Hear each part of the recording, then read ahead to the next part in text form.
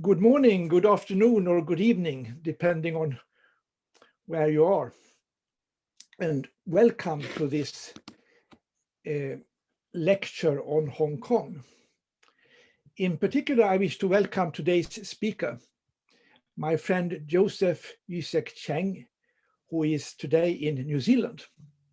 We could not be much farther apart physically, but there are strong intellectual and spiritual bonds that tie us together. Joseph is a Hong Konger, although he is also an Australian citizen. It is in Hong Kong that he spent the larger part of his life and had his career as a prominent political scientist, an advisor to the Hong Kong government in the 1990s, and as one of the most eloquent spokesmen for representatives of the democracy movement in Hong Kong. One of his major contributions to the democracy movement was to be the convener in 2013 of the Alliance for True Democracy, which was an attempt to unite the different democracy groups in Hong Kong under one umbrella. Joseph has published a great number of important books and articles, most recently 2 books on Hong Kong, Political Development in Hong Kong and Evaluation of the Leung Administration, books which both came out last year. Personally, I first met Joseph in the 1990s at the University of Turku in Finland, where he served as an advisor on developing the university's Chinese and Asian studies programs. During my years at City University of Hong Kong, in the period from 2011 to 2014, Joseph was still a professor there, and we met almost weekly for inspiring conversations over a cup of coffee. Today, he is an independent researcher and writer. Quite often he appears as a commentator for international media such as the CNN. Today, Joseph is going to talk to us about a topic which is, of course, of great concern, not only to the people of Hong Kong, but to all of us. The topic is Hong Kong in crisis, assessing the impact of the crackdown. And with these brief words, I give the word to Professor Joseph Yu-Shek Cheng. Please, Joseph. Thank you very, very much. Thank you for your kind words, Professor Loden, and thank you for this opportunity to talk about Hong Kong. May I first go back to some of the key events since 1997 when Hong Kong returned to China.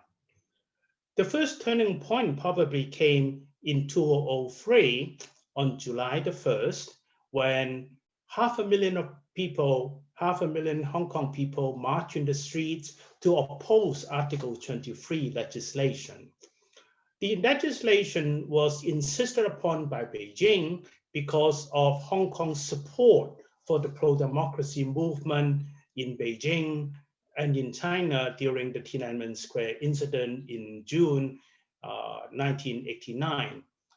The Chinese authorities maintained very good behavior since 1997, and such restraint was very much respected by the Western community in Hong Kong.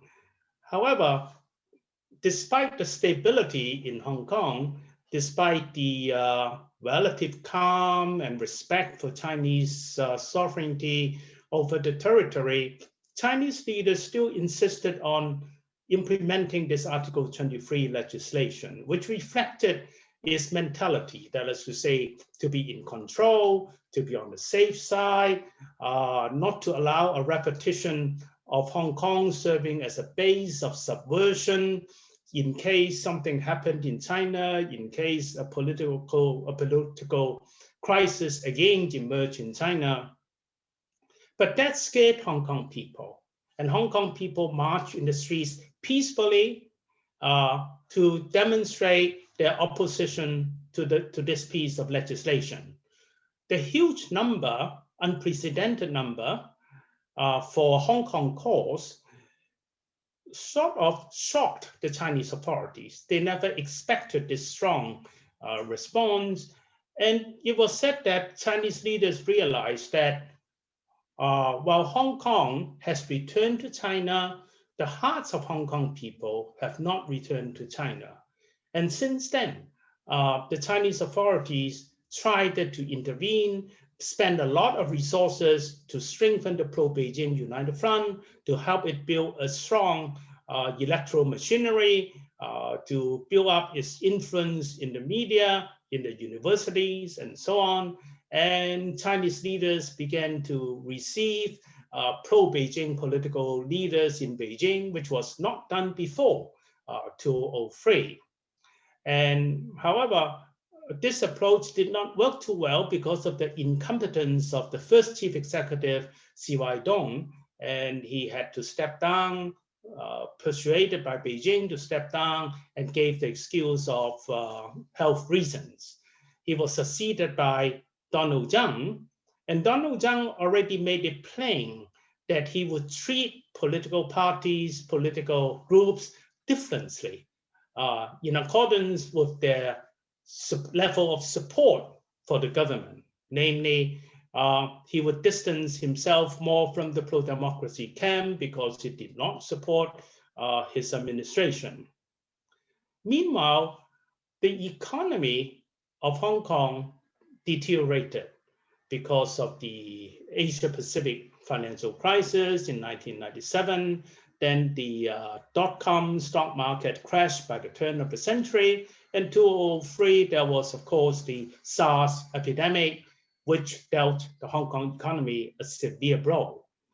Hong Kong people basically suffered a decline in real incomes. Let me give you an example. When I was a professor in 1997, imagine I earned $100. When I retired in 2015, I earned $150. No complaint, the salary was good. But then inflation from 1997 to 2015 probably amounted to more than 200%, especially because of the sharply rising real estate prices.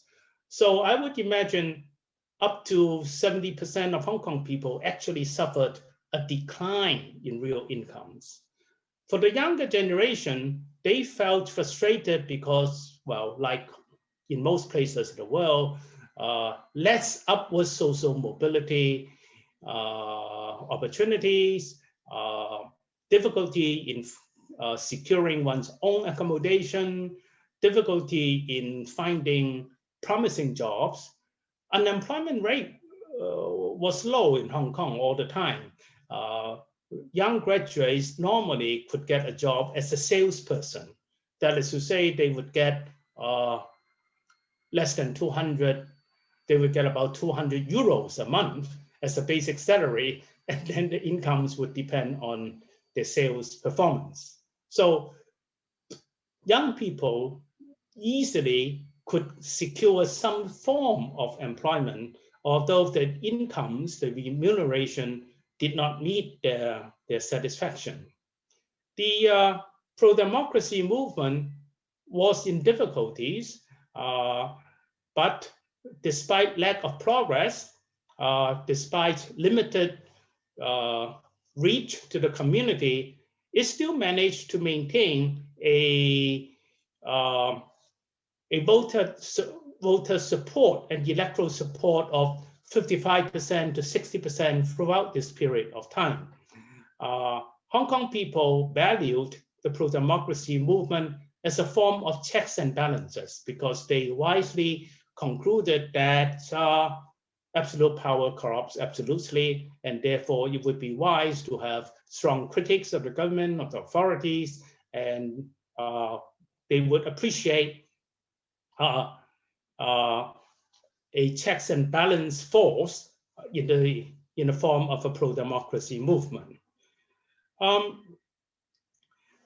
The situation continued until another crisis came in 2013, 2014.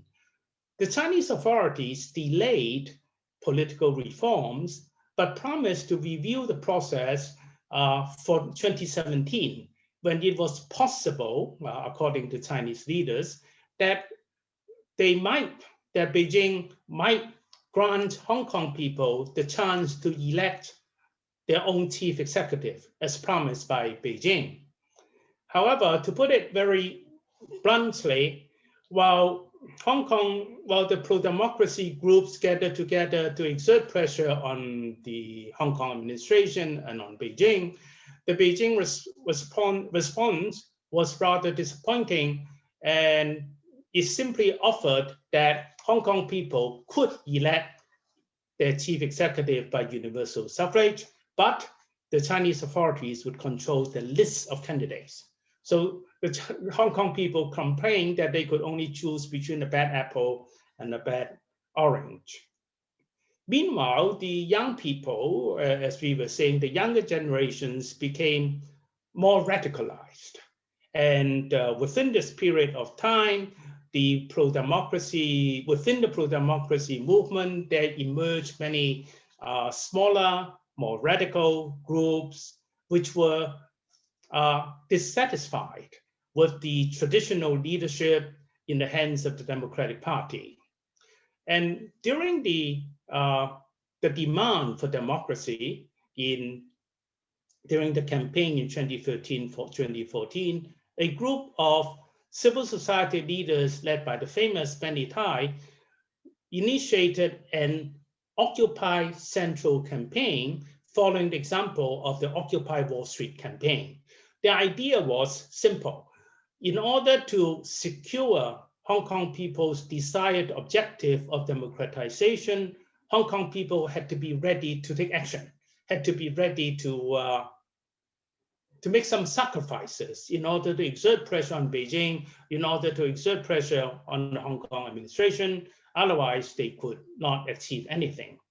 So the idea managed to attract the attraction of Hong Kong people, and as a result, you had the Occupy Central campaign, which was very much labeled as the umbrella movement by the Western media and so on. During the campaign, it was also significant that young student leaders emerged to take over this leadership, symbolized by the charismatic Joshua Wong and fellow student union activists like Alex Chow and so on. To some extent, one has to admit that the traditional pro-democracy movement leaders were pushed aside. And in the subsequent elections, you might say that there emerged a certain division within the movement. I would roughly put it that about within that 55 to 60% electorate support for the movement, I would say there were two wings. One segment, which largely consists people 40 years age and above, or at least 35 years of age and above, middle class background, good education, decent income, and so on. And they would support the moderate mainstream pro-democracy parties like Democratic Party and so on. And there would be another radical wing.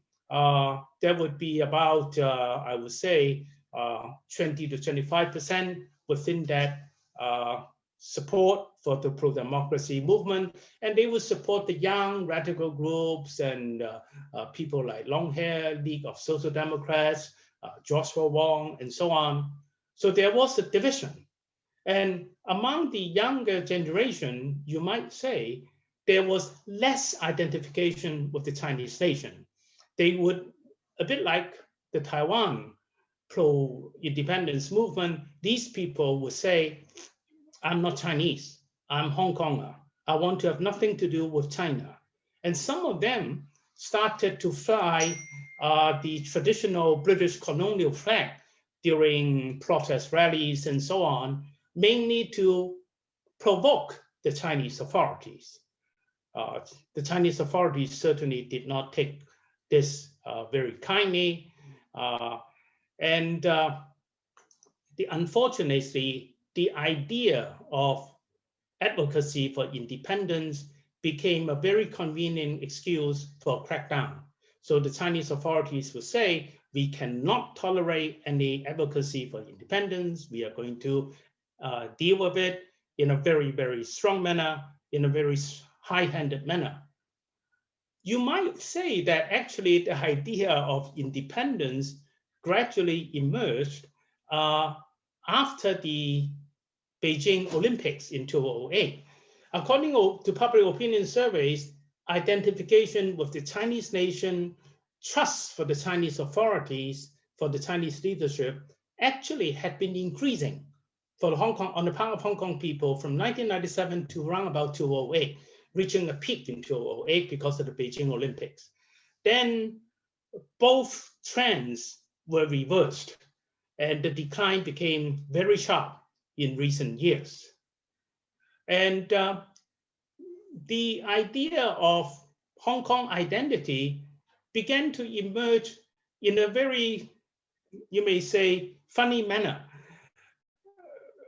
As people in Sweden might notice, a lot of Chinese tourists began to come to Europe after the turn of the century.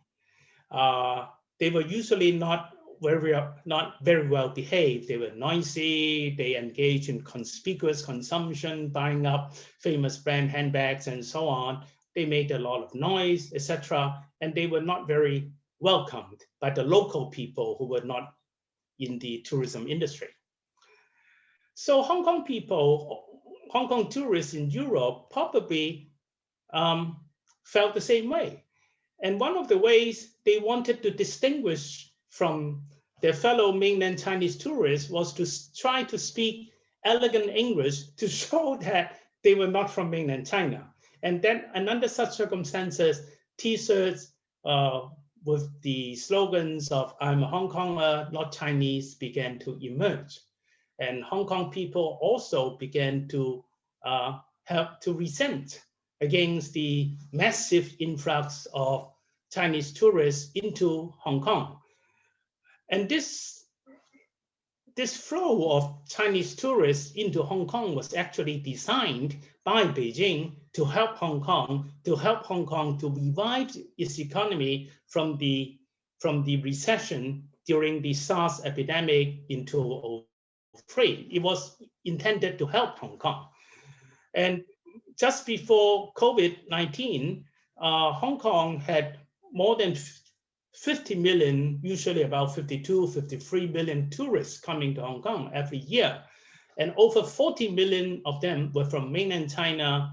And Hong Kong people felt that they could not cope. There were simply too many tourists, making transport difficulties, creating transport difficulties, and so on. And even walking space in the streets became more limited, etc. So there were resentment and ill feelings. And it was in this context that you had this Occupy Central campaign.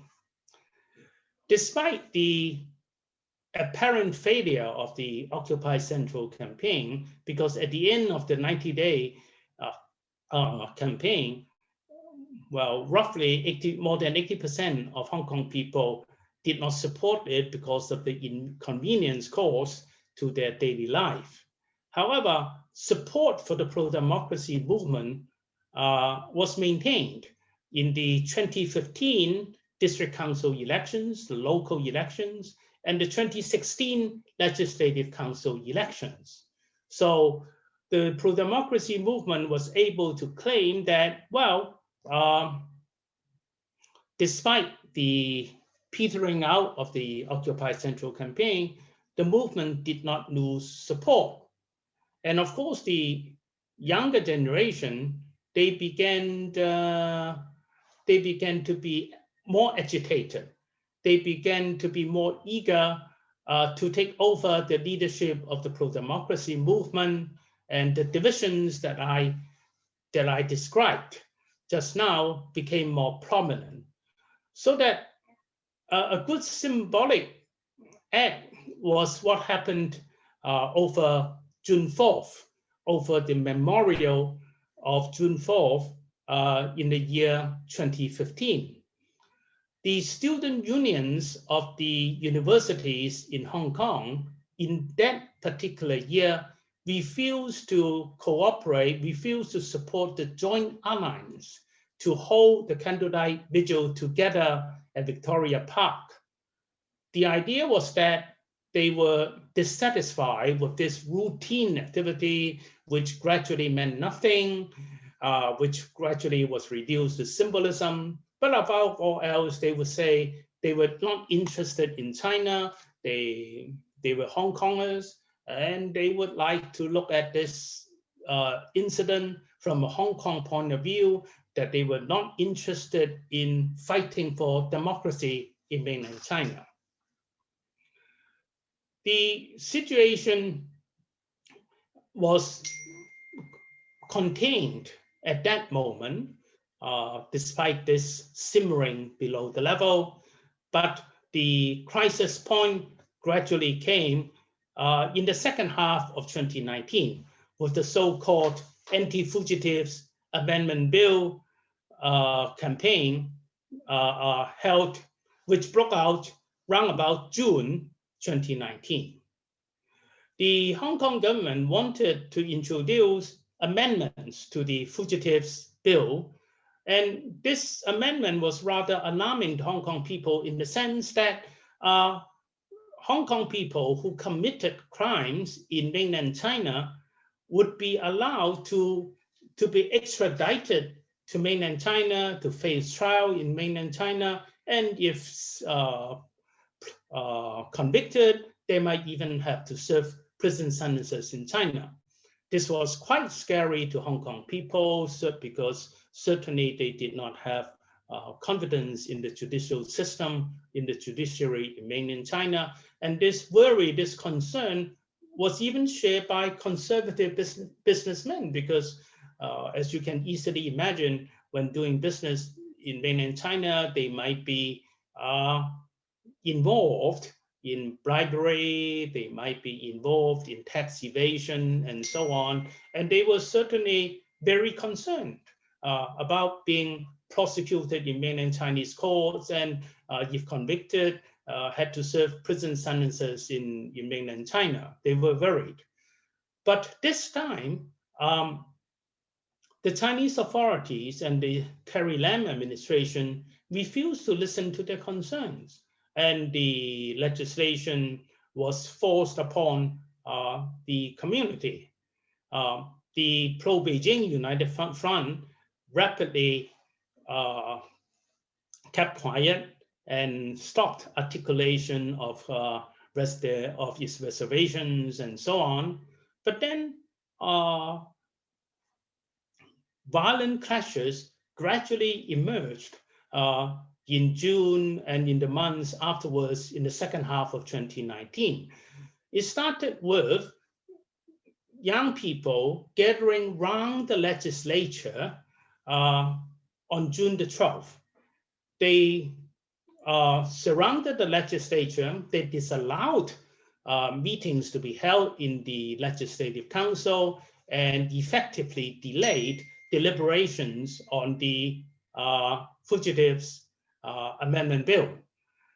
Previously, the opposition to the bill on June the 9th, a Sunday, 1 million Hong Kong people marched in the streets to oppose the bill, which was unprecedented and which was certainly represented the feelings against Beijing, the feelings against interferences from Beijing, the erosion of the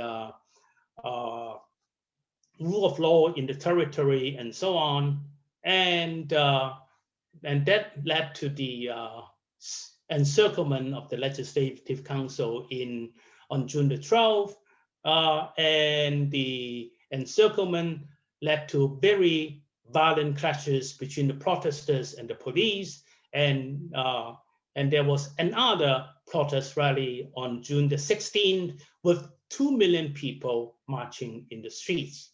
So the situation became very confrontational, and because of the violent clashes between the young protesters and the police, these protest activities gradually escalated, and and some of the young protesters began to use Molotov cocktails in the street demonstrations, which was quite unimaginable on the part of Hong Kong people. I mean, before that, Hong Kong people could never have imagined the use of Molotov cocktails by protesters and severe violence being used in clashes with the police, between the police and the protesters. It was also significant that, according to public opinion surveys, 70 to 80% of the people believe that the main responsibility for the crisis lay with the police, lay with the Carrie Lam administration. And only 40% of the respondents would say the main responsibility lay with the protesters.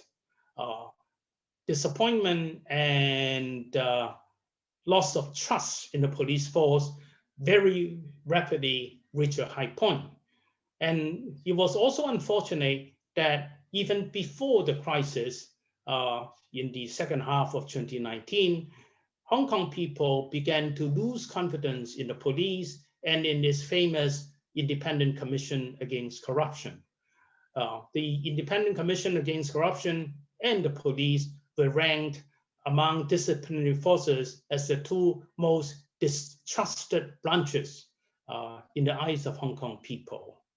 So there was when people all over the world watch on the screen, from the television screen, these clashes between protesters and the police.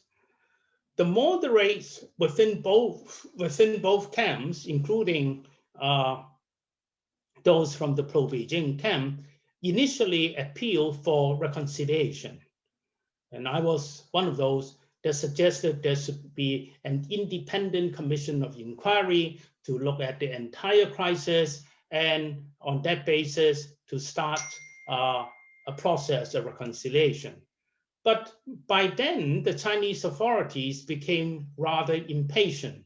And with the benefit of hindsight, we knew that, in fact, the Chinese leadership used the occasion of the Central Committee plenum, the 5th plenum of the 19th Party Congress, held in October 2019, to discuss the idea of imposing a national security law in Hong Kong. And that became a reality in June last year. And of course, the national security law allowed the Hong Kong government to arrest people. And the national security law was quite alarming in the sense that for violators against the law, they would be tried by designated judges. And during these, and in the legal processes, those arrested, detained, probably would find it extremely difficult to manage to seek bail. So that is to say, when the police arrested them while waiting for the trial, they would have to be detained. And this is, in fact, what happened. One of the most important case was the arrest of 47 people who had taken part in the primaries in coordination for the Legislative Council elections scheduled in September 2020.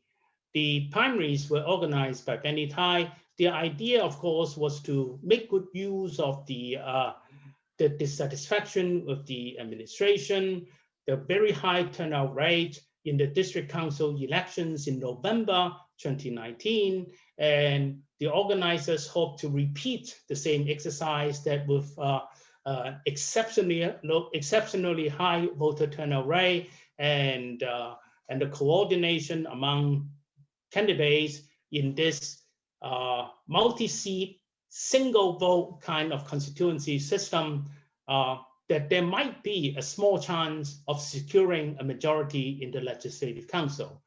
That alarmed the Chinese authorities, probably, and So there was the national security law, there was the postponement of the Legislative Council elections for 1 year, and there were arrests and prosecutions of those who had taken part in the primaries.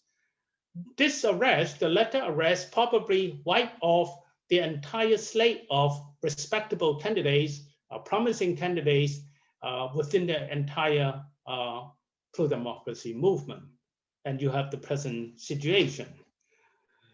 One may then raise the question of what would have happened if the pro-democracy movement had exercised restraint.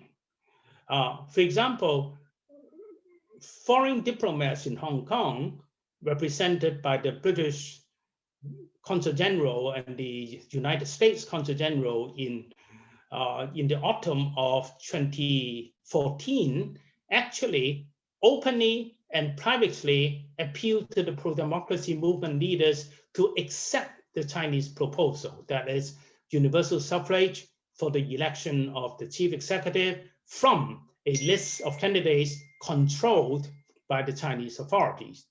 But the pro-democracy movement fully understood that acceptance of this concession would mean the end of the movement. This would make the movement lose its appeal to the people. And certainly there was a rejection to accept the Macau model, where political parties closely accepted the Beijing line, and in return for privileged treatment of Macau in terms of encouraging tourists to come to Macau and spend money there and so on. People outside Hong Kong may be surprised to discover that today, Macau people enjoy a per capita income, which is roughly 1.5 times, 150% that of Hong Kong. So Macau people have certainly succeeded in securing satisfactory rewards from Beijing. One has to accept that Hong Kong's significance or Hong Kong's contributions to the Chinese modernization process have been on the decline. In the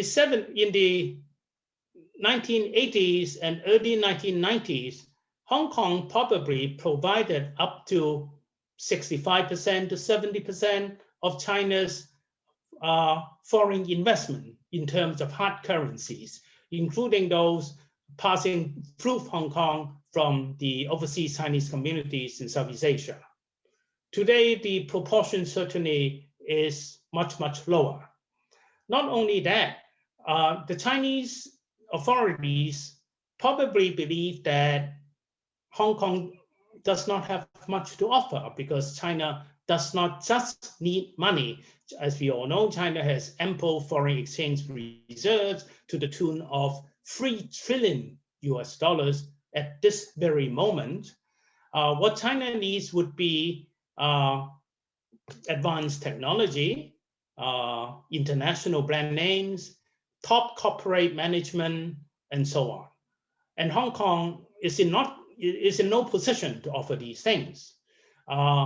Investment from small enterprises, medium-sized enterprises does not mean much to China. And even investment from Hong Kong's tycoons like Isak and so on in real estate and infrastructural projects in China are not that significant. So the Chinese authorities, as well as ordinary Chinese tourists in Hong Kong, would say, well, now Hong Kong depends a lot on mainland China and no longer the other way around. That means in the eyes of Beijing, Hong Kong people no longer have much bargaining power. And the Chinese authorities probably, as reflected by statements from pro-Beijing United Front leaders in Hong Kong, they see Hong Kong as a kind of crying baby, trying to ask or to trying to demand things that the Chinese authorities cannot give, namely full democracy. And Chinese leaders advises Hong Kong should learn from Macau, and so on. Moreover, because of the slowdown in economic growth in Hong Kong, Chinese think tanks specializing in development studies consider that Hong Kong has not been successful with its traditional laissez-faire philosophy of governance. The general advice in the past 2 decades from these think tanks has been the Hong Kong government should be more interventionist, following the model in mainland China. And increasingly, China is seen as a part of the Greater Bay development zone, namely the Pearl River Delta right next to Hong Kong. As Chinese leaders prefer to take a regional approach, that is the Yangtze Delta, the Pearl River Delta, the Beijing, Tianjin, Hebei area development zone, and so on. As Beijing adopts a regional approach in economic development strategies, Beijing would like to see Hong Kong as a part of the Pearl River Delta. And this is, of course, not acceptable to Hong Kong people. So when Chinese leaders and pro-Beijing United Front leaders in Hong Kong try to persuade Hong Kong people, especially the younger generation, to move and work in the Pearl River Delta, where housing is much cheaper and so on, the young people certainly resent this kind of appeal, and they say, we are Hong Kong people. Of course, the Hong Kong government has to offer us decent housing. We are not ready to move to the Pearl River Delta. And Chinese leaders have publicly indicated that they would like to see Shanghai to develop into an international financial center. And this appeal, this planning objective emerged by the turn of the century. So Hong Kong was, in a way, given a warning that you had 20 years to catch up, to meet the challenge. Otherwise, you may be challenged by Shanghai. And in recent years, there are attempts to allow Shenzhen and even Macau to take up some of the financial service industries normally offered by Hong Kong. So there is a kind of pressure on Hong Kong and a kind of attempt to integrate Hong Kong into the planning process of mainland China. At this moment, of course, we can certainly say that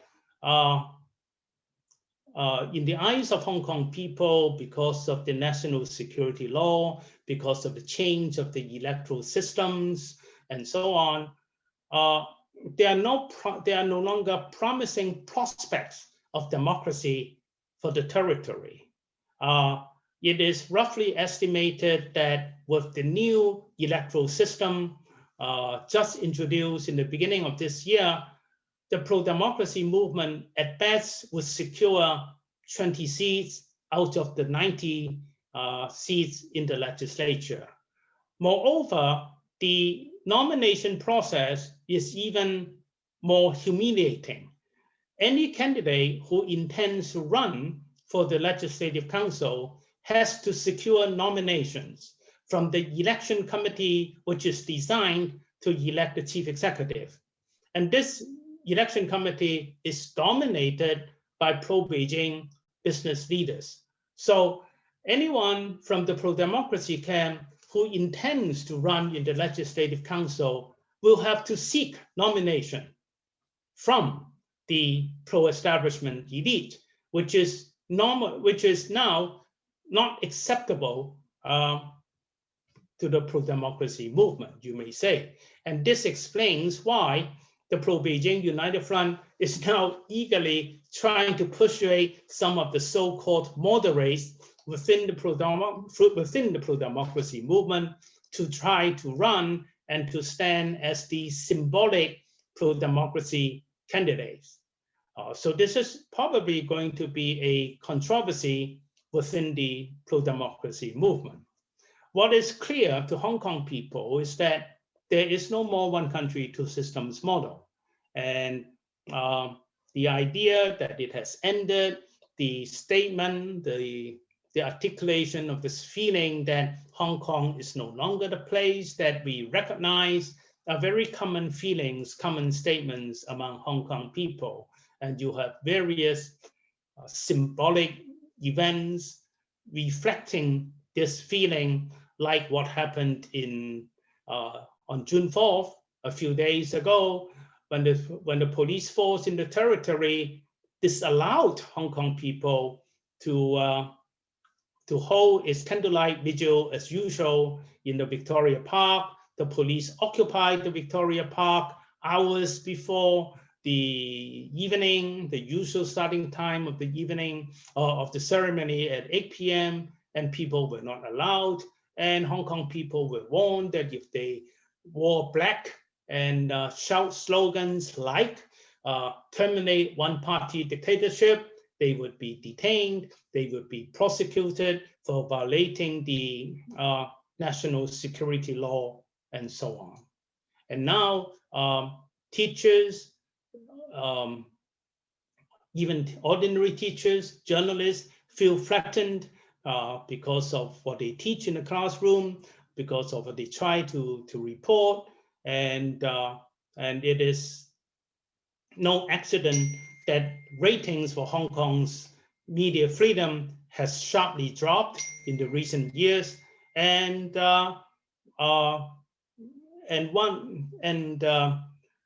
the index of economic freedom, organized or run by the Wall Street Journal and the Heritage Foundation in the United States, it has recently refused to assess Hong Kong independently, because it feels the organizers feel that Hong Kong is now a part of mainland China. It no longer deserves an independent assessment. So the general assessment is that Hong Kong has become just like any other Chinese city. You may ask, why do Chinese authorities accept this? It seems that the Chinese leaders are willing to pay the price, so to speak, and one has to interpret this in the context of the Chinese leadership's appeal to nationalism, to patriotism, in the context of adverse domestic and international conditions. So typically, when the domestic and international environment deteriorate, Chinese leaders, in this case, Xi Jinping, appeals to nationalism and patriotism. And at least this works for China's Hong Kong policy.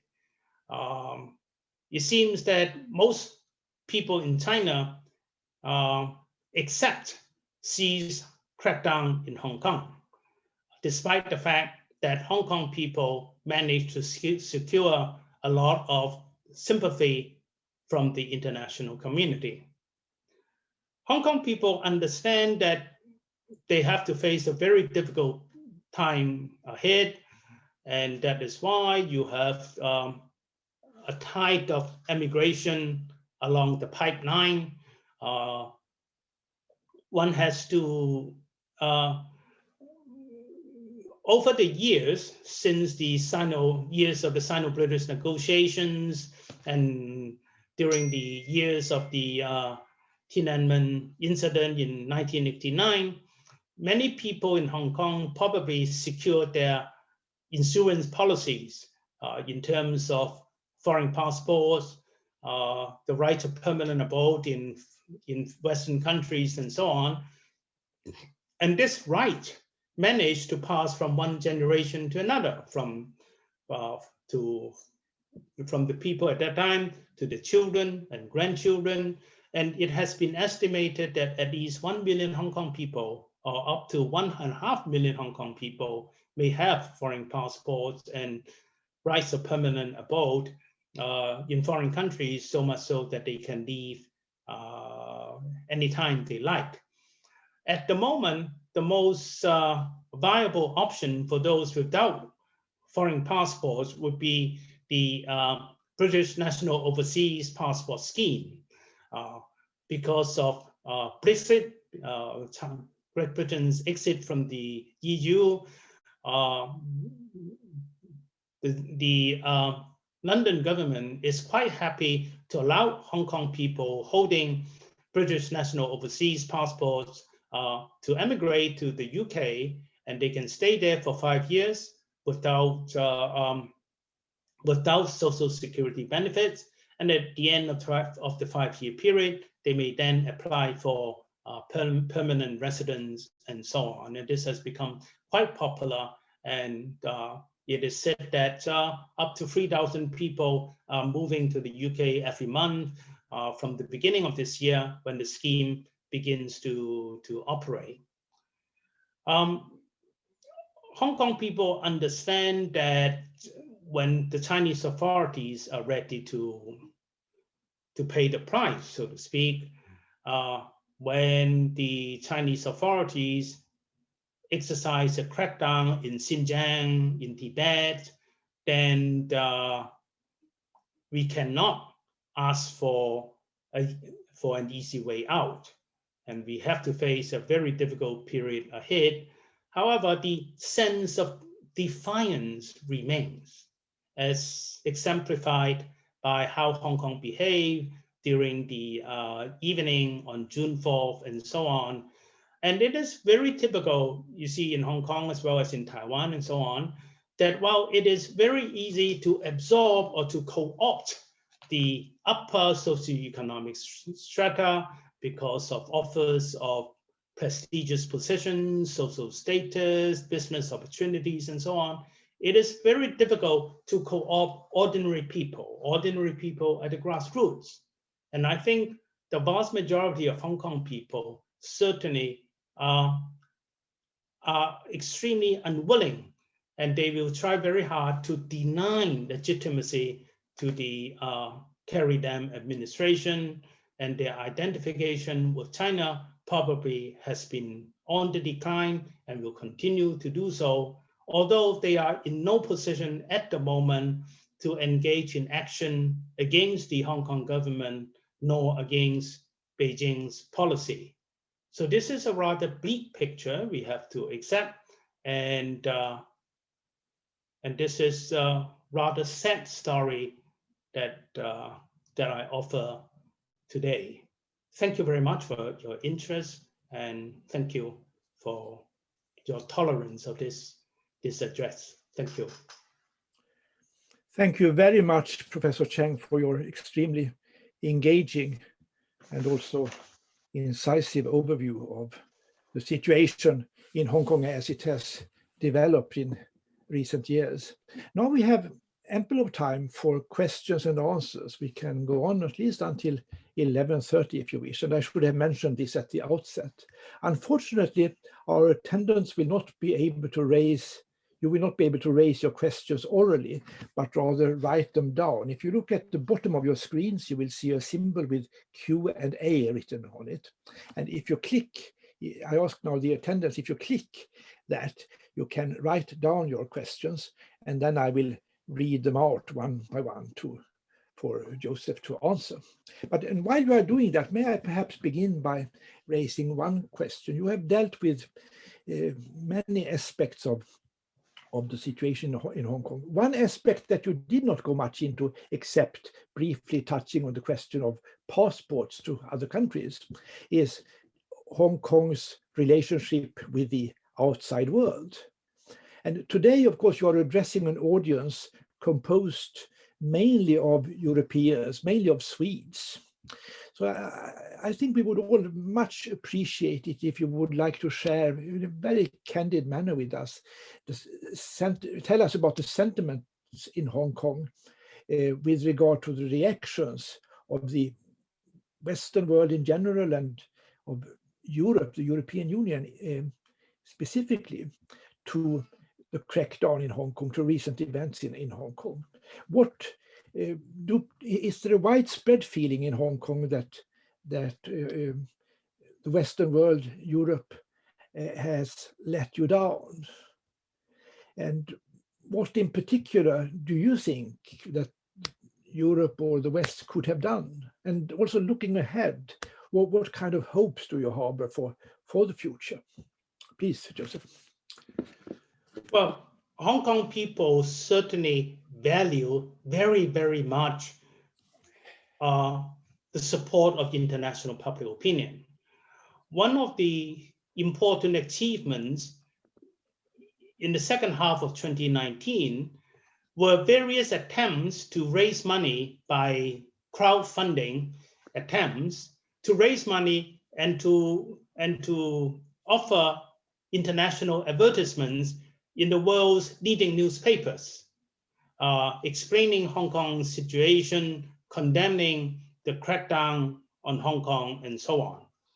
And sanctions on the part of Western governments against Hong Kong officials, against Chinese officials concerned, were very much welcomed by Hong Kong people as indicators of moral support for Hong Kong.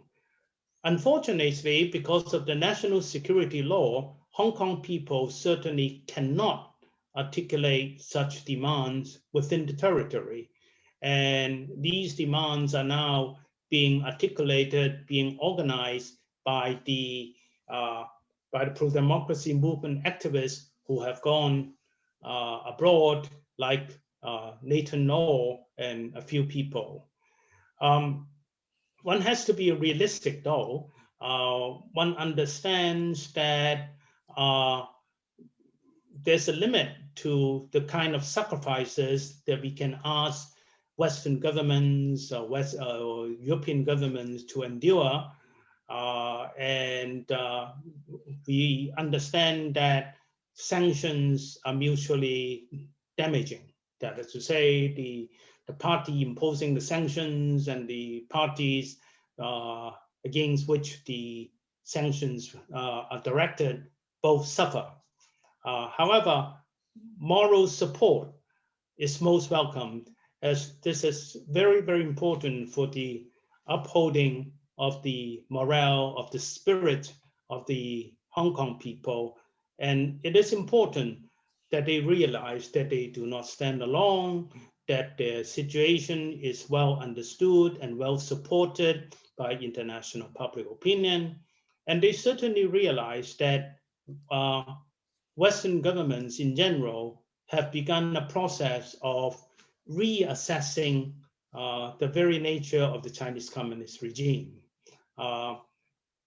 Most Western governments today, despite the fact that they are not ready to impose severe sanctions against China, are very alert, are very hesitant in forging all types of partnerships with China, and then especially with regard to technology transfer to China. And certainly China has been paying a very high price in terms of this reassessment. I think the recent refusal of the European Parliament to deliberate on the EU-China comprehensive agreement on the investment is a very good example. The Chinese authorities have been working for many years to finally reach the agreement at the end of last year. It meant considerably to China in the sense that its mergers and acquisitions in Western Europe will meet less resistance, less opposition. And this is important for China to acquire advanced technology transfer. However, because of the quarrel over the Xinjiang situation, EU's imposing sanctions against a number of Chinese politicians, Chinese officials connected with the Xinjiang issue, and the reciprocal sanctions on the part of Beijing against not so much EU officials this time, but EU parliamentarians and EU commentators.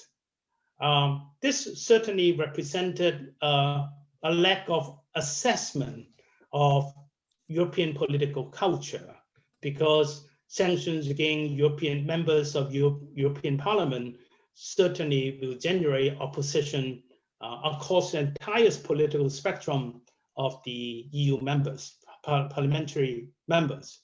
And the same applies to sanctions against commentators, academics in Europe for articulating criticisms against mainland China. And as a result, we now see this, at least this shelving for the time being of deliberations on the investment agreement. And it is significant to see that China did make attempts to try to reverse the situation by making contacts with top top European leaders like Angela Merkel, like top leaders in Italy, in Greece, and so on, but to no avail. So it is easier, of course, for a EU member government to block the passage of a certain policy measure rather than to push for the successful passage of a policy. And the Chinese authorities, probably because of the eagerness to maintain this appeal to nationalism and patriotism, has to some extent been willing to pay the price, but then nonetheless make attempts to salvage or to save China from the damages made to no success. In terms of concrete measures, certainly it would be appealing to Hong Kong people if the Western world would like to continue to take an interest in Hong Kong, sending journalists to Hong Kong to report on the situation there, and to allow Hong Kong people with the intention, with the plan of emigrating to be considered for leaving Hong Kong and moving to stay in their own countries. Obviously, those who intend to leave Hong Kong are fairly well educated. And for the middle class families concerned, if they sell their properties, they sell their accommodation, they would easily have up to, say, 2 million euros bringing with them to the country of their destination. So it is worthwhile considering offering opportunities for these Hong Kong families. And I think the UK has appreciated the value of these immigrants. And I think Hong Kong young people with the intention of studying abroad and eventually adapting to the new environment, finding jobs and be integrated with these countries where they have gone, if such opportunities are being offered to the younger generation, it will be most appreciated. Naturally, I understand that immigration is a very, very sensitive political issue. All I appeal for is sympathy and understanding in ways that will not cause unbearable burden to the host country, in ways that will only make a contribution to the host country. And I do believe that such arrangements, such opportunities can be reached.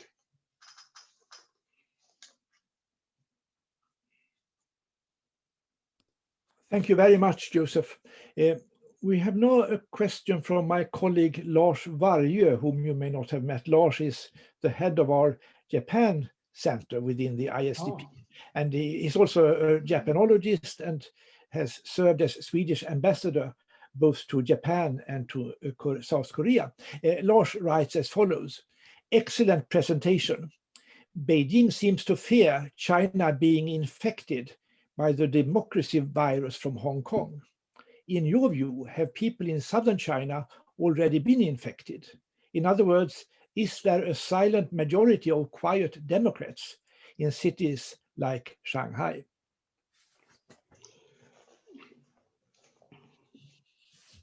Chinese leaders are certainly concerned with this demonstration effect. The denial of democracy to Hong Kong is a very, very good example. And the price that Chinese leaders are willing to pay is very, very substantial. From our point of view, we certainly would like to be able to persuade Chinese leaders to use Hong Kong as a laboratory, to allow Hong Kong to enjoy democracy, so that Hong Kong would be a showcase for Taiwan, so that Hong Kong would be a showcase for political development in China, at least for the coastal cities in China. But as we all understand, Chinese leaders have no intention to accept any dilution of the party's monopoly of political power. So this is totally unacceptable to the Chinese authorities, which is sad. And to some extent, when the chips are down in 2013, 2014, during this campaign for democracy in Hong Kong, the Chinese authorities adopted a very hardline position. So it's a kind of take it or leave it position. You have universal suffrage, but I control the list of candidates. And this is actually quite damaging with regard to its Taiwan policy. It is exactly the Occupy Central campaign in 2014 that prompted the emergence of the slogan, "Today's Hong Kong, tomorrow's Taiwan," in Taiwan elections. And at the end of 2014, the opposition party, at that time, the Democratic Progressive Party, won handsomely in the local elections, and then went on to win the presidential elections in very early 2016. The same thing happened in 2019, actually. In early 2019, the Han Kuo-yu administration in Kaohsiung was doing extremely well. Han Kuo-yu won a handsome mayoral election at the end of 2018, and he was chosen as the candidate, as a presidential candidate for the Kuomintang, and he was leading.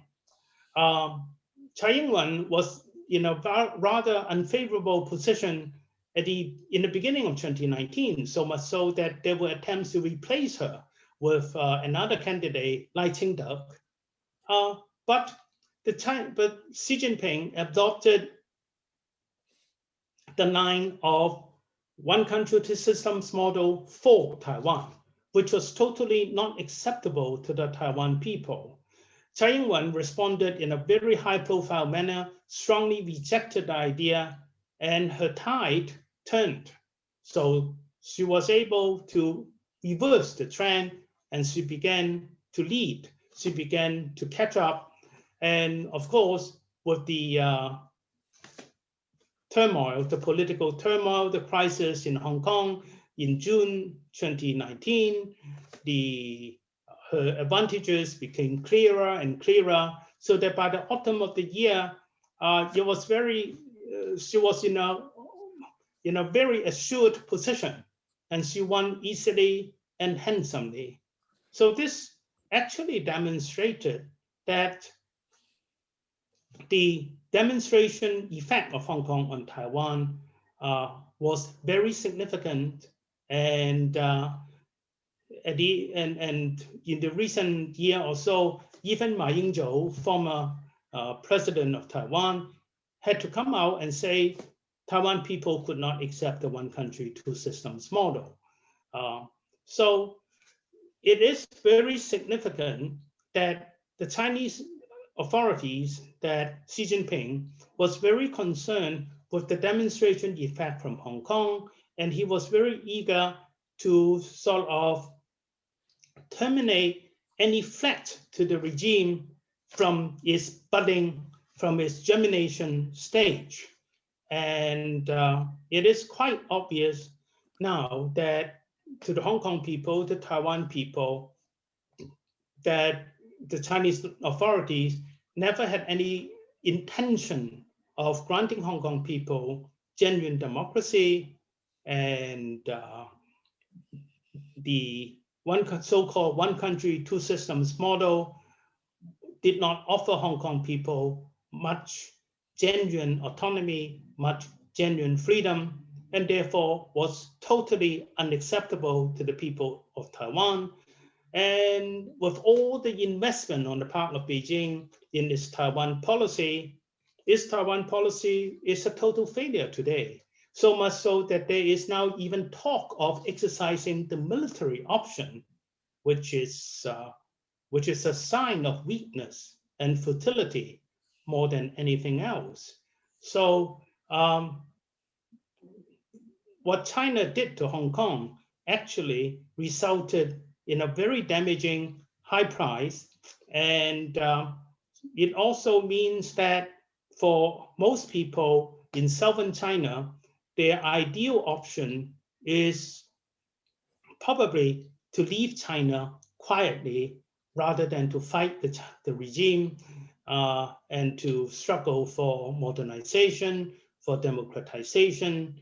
It's so obvious that in no other country in the world, not even in the Soviet Union Cold War years, do you see such a high proportion of the elites of the country sending their family members, sending their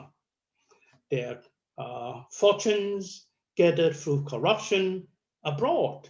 And it is no secret that a very high proportion of the political and economic elites in China are hedging against the regime by having the family members and the bulk of their fortunes outside China. Thank you. Now we have a question from Ms. Miriam Morse, who writes as follows. Thank you very much for your very interesting and instructive lecture. You told us that about 1 to 1.5 million Hong Kongers have a foreign passport, and others might find a safe haven in Great Britain. But wouldn't the risk become real that the mainland authorities will start declining them to leave? Apparently, there is this danger, and it is no accident that the Hong Kong government has altered its legislation very recently, that the Hong Kong government, through its Secretary for Security, can authorize the police authorities to deny any Hong Kong people the right to enter Hong Kong or to leave Hong Kong. So there is a worry that if the stampede of leaving Hong Kong becomes very serious, there may be substantial measures exercised to stop this outflow, or at least to stop the outflow of money.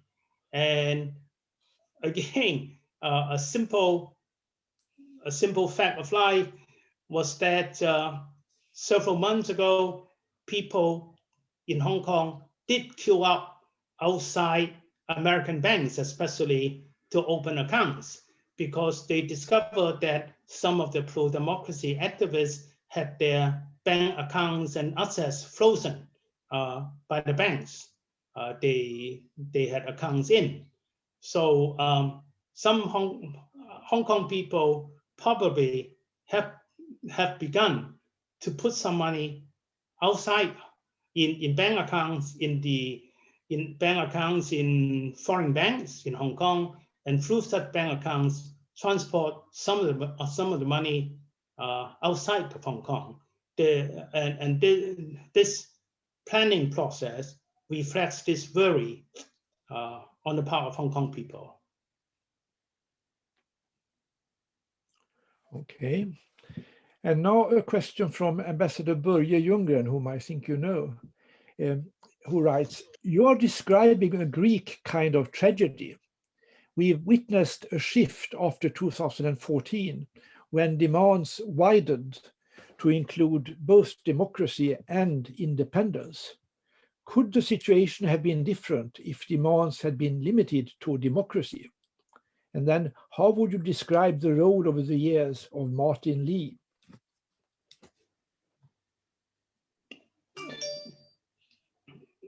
Well, to some extent,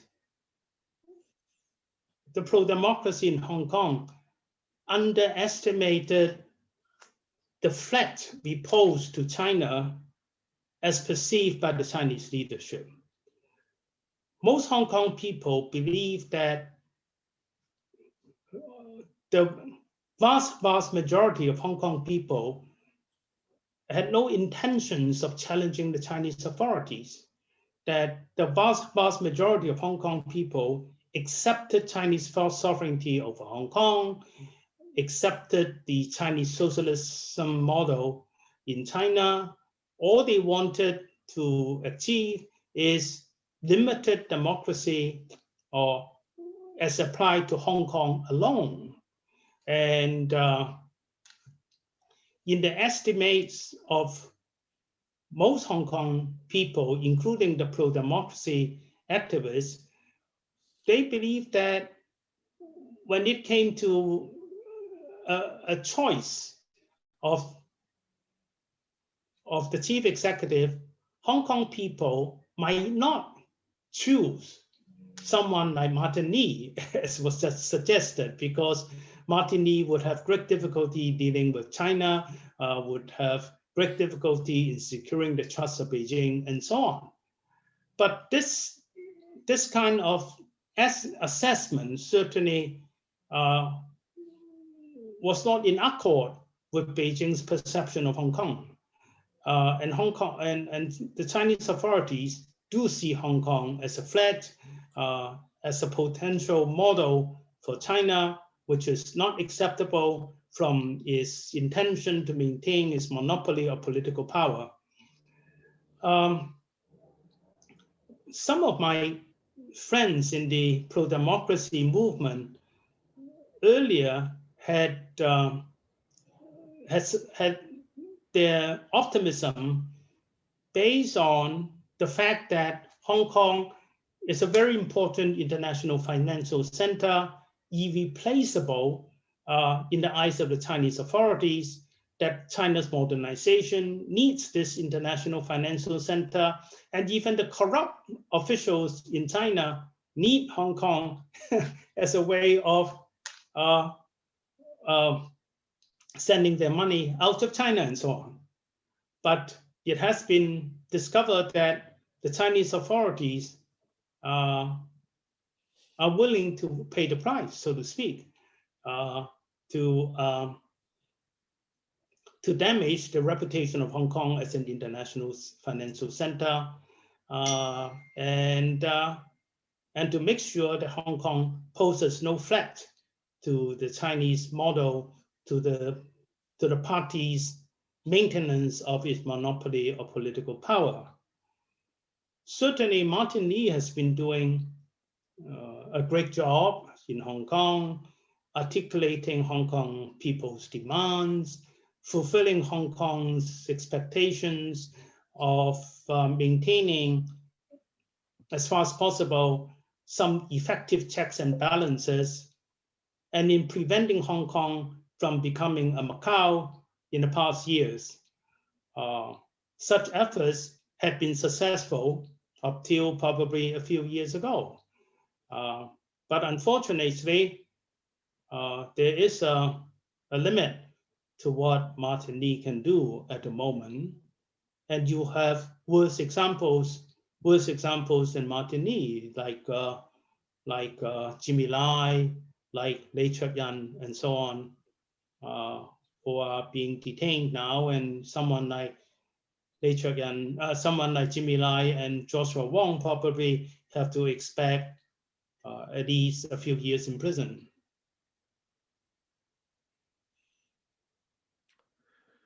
Thank you.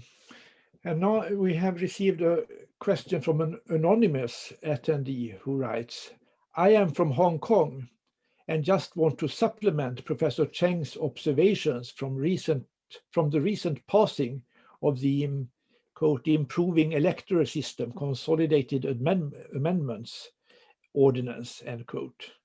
Despite the Legislative Council is based on Westminster model, the debate on the bill and the third reading are simply like a meeting at the National People's Congress, in which everyone was praising CPG and how well Hong Kong would be. For sure, many mainland citizens have been driven to a very bad state because of COVID-19, especially the recent outbreak at Guangdong. Any comments on that? Yes.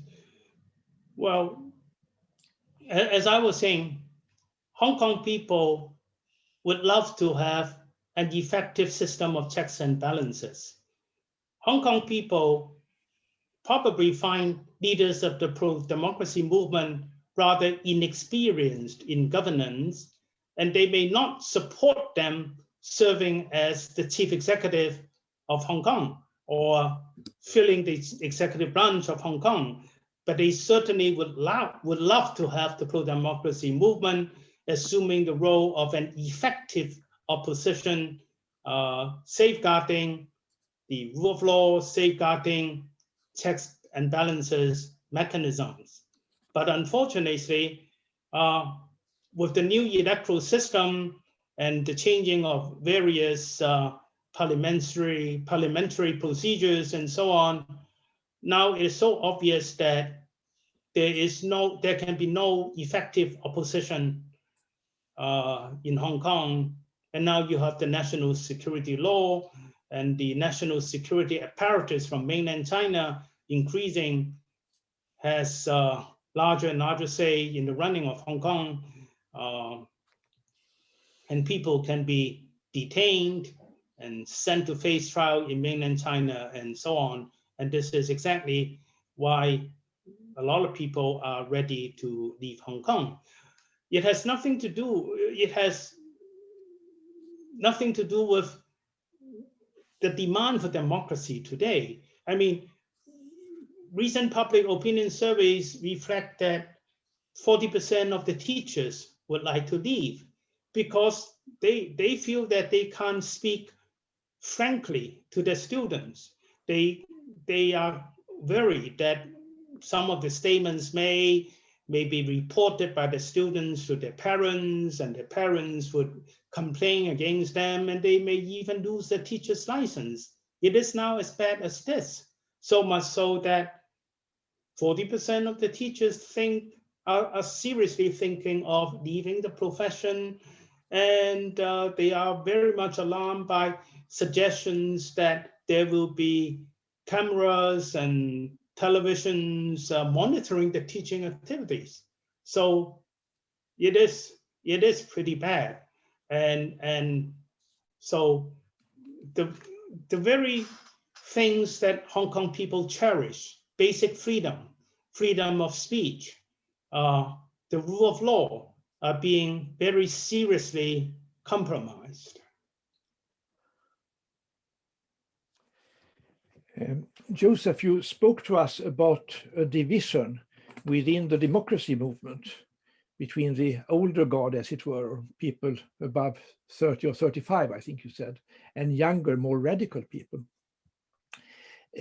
Another question related to the people of Hong Kong is the relationship between people who were born in Hong Kong or who have lived there for a very long time on the one hand, and people who have immigrated to Hong Kong in recent years. What does it mean to be a Hong Konger? How do people who have moved to Hong Kong from mainland China, what kind of could you say something about their mindsets, so to speak? I understand this is a complicated question, but you are in a better position than most people to analyze this. From 1997 onwards, there's a daily quota of 150 people coming to Hong Kong from mainland China. Now, this quota is in the hands of the public security apparatus of mainland China. So Hong Kong authorities, Hong Kong government has no say in who can come to Hong Kong using this quota. There has also been a lot of schemes allowing talents from China to move to Hong Kong to work, ranging from top bankers to top scientists, top musicians, and so on, to brilliant students who graduated from universities in Hong Kong and who intended to stay in Hong Kong to work. So there is a building up of mainland Chinese immigrants in the territory in recent years. It is generally speculated that most of these people adopt a pro-Beijing position simply because of the selection process. They are the people trusted by the mainland Chinese authorities, and it is based on this trust that they are allowed to come to Hong Kong. And since they qualify to come to Hong Kong based on this trust, and since they enjoy a certain privileged position because of the strong ties with mainland China, it is generally believed that they are quite ready to support Beijing's policy to Hong Kong.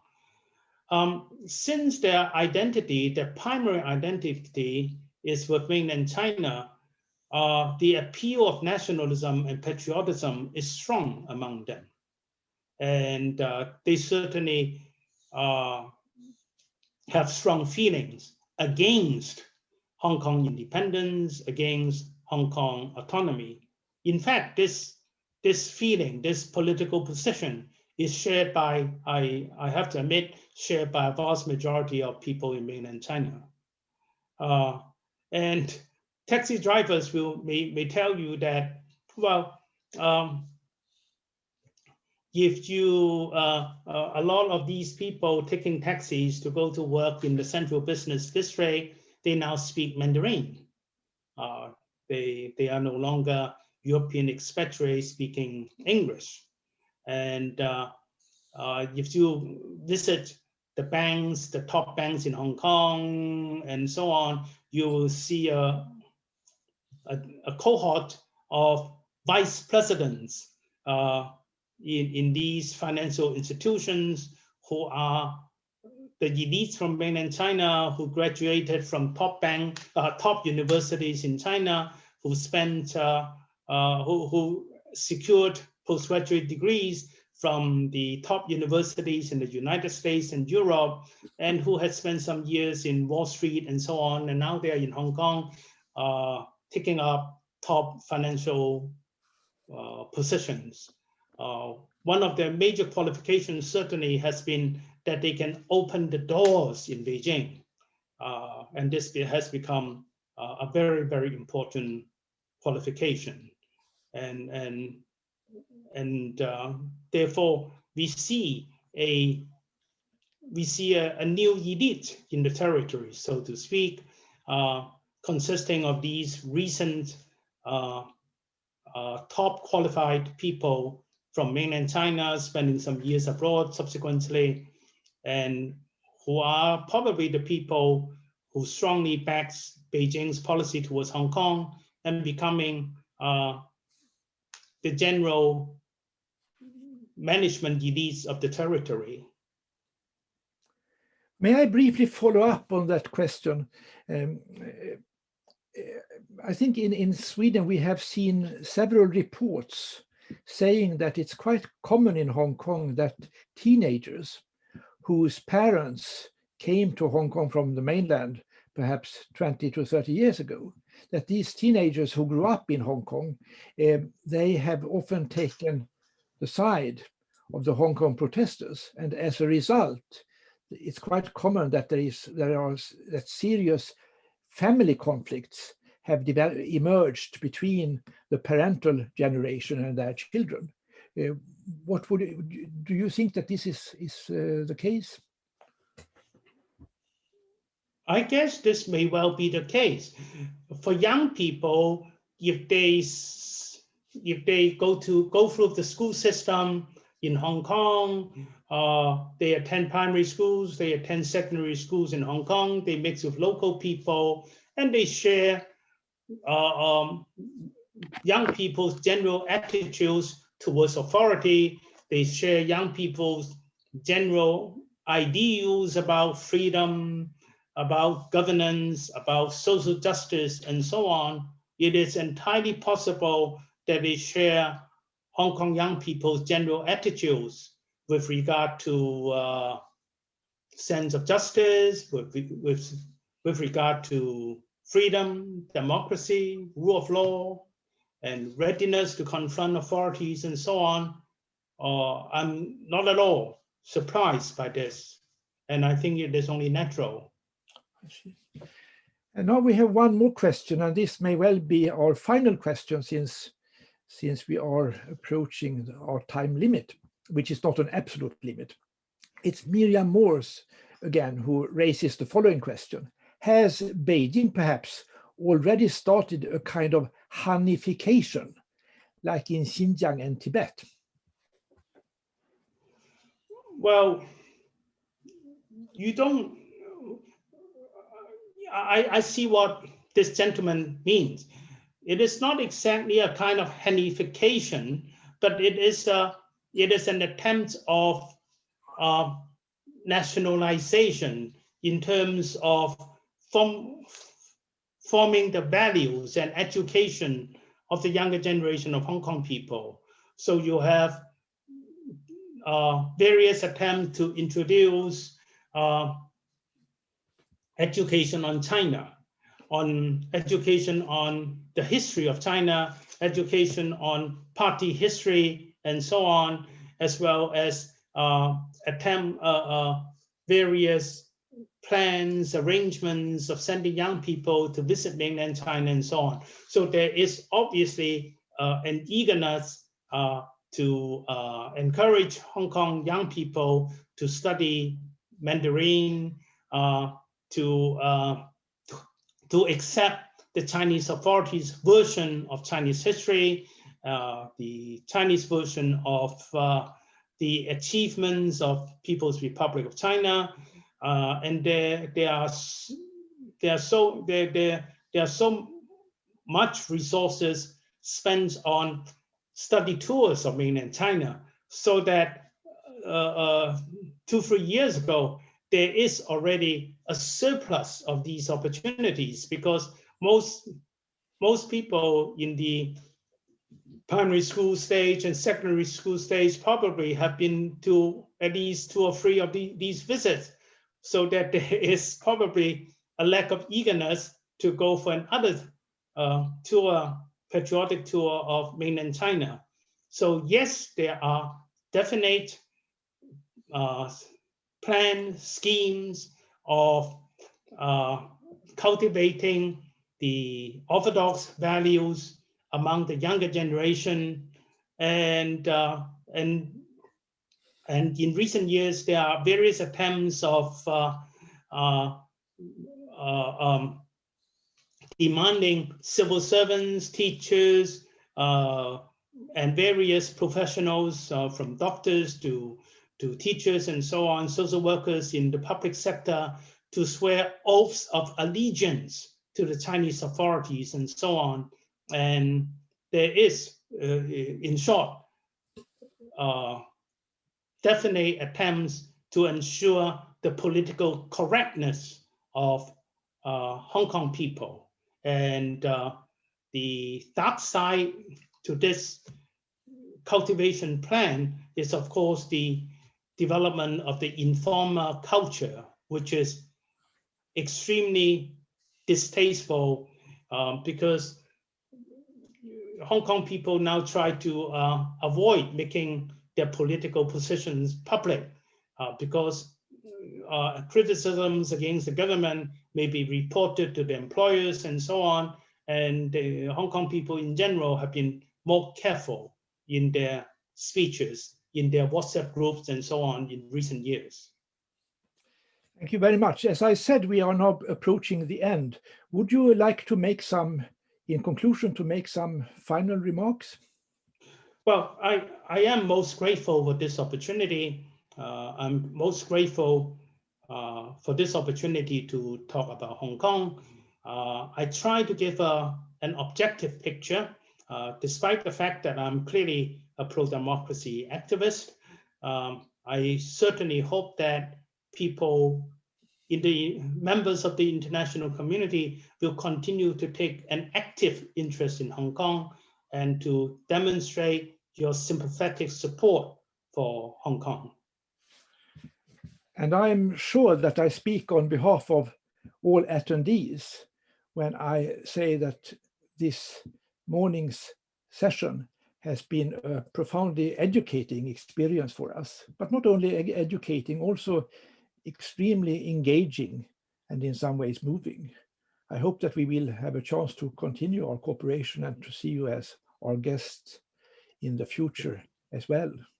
So on behalf of the Stockholm China Center and the ISDP, I wish to thank you so much for today's brilliant, I expected, but perhaps even more engaging lecture than we could expect. Thank you so very much, Joseph. And thank you for the opportunity, for the invitation. Thank you. Thank you. And then I also want to thank the audience for attending this seminar and hope to see you here soon again. I may tell you, I should take this opportunity also to remind you all that we have another lecture tomorrow starting at 10 Swedish time with Professor Liao from Taiwan, who is going to speak on the topic From Authoritarianism to Authoritarianism, ? With regard to Taiwanese politics. Thank you so much for today, and especially our heartfelt thanks to you, Joseph. Thank you. Goodbye. Thank you.